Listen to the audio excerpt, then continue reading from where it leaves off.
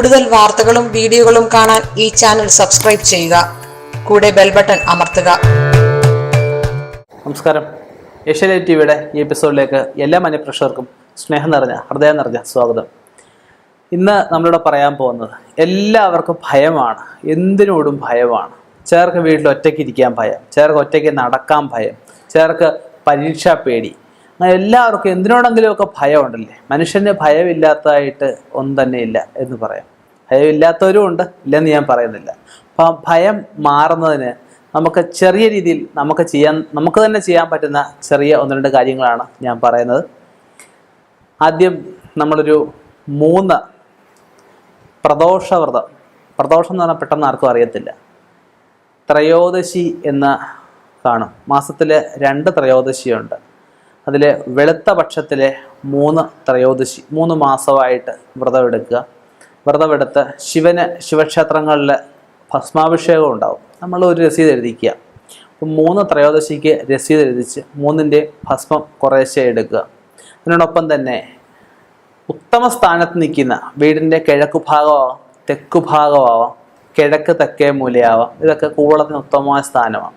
കൂവളത്തിൻ്റെ വടക്കോട്ട് പോയിരിക്കുന്ന വേരിലെ ഒരു 1.5 ഇഞ്ച് വലുപ്പത്തിൽ ഒരു വേര് കട്ട് ചെയ്തെടുക്കുക.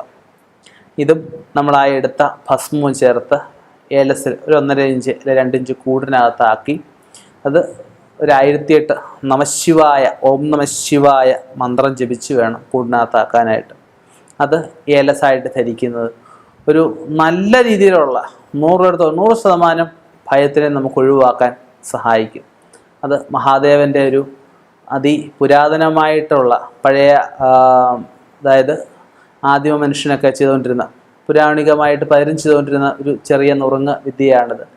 ഭയം ഒഴിവാക്കുന്നതിന് ഇതിൽ പരം നല്ല ഒരു വിദ്യ വേറെയില്ല. അപ്പം 3 മാസമായിട്ട് 3 വെളുത്തപക്ഷത്തിലെ ത്രയോദശിക്ക് ഭസ്മാഭിഷേകം നടത്തി ആ ഭസ്മം ഈ കൂളത്തിൻ്റെ വേര് ചേർത്ത് ഏലസായിട്ട് ധരിച്ച് നിത്യം മഹാദേവനെ പ്രാർത്ഥിക്കുക. മഹാദേവന് ഇഷ്ടമുള്ള വഴിപാടുകൾ എപ്പോഴൊക്കെ പോയി നടത്തുക. ഭയത്തിൽ നിന്നും മുക്തി നേടാവുന്നതാണ്. ഇനി ഇത് ചെയ്തിട്ടും മുക്തിയാവുന്നില്ല, ഭയം അകലുന്നില്ല എന്നിരിക്കട്ടെ. എല്ലാത്തിനും സംശയം ശരിയാവൂ എന്ന് ഭയമാണ്, സംശയമാണ്.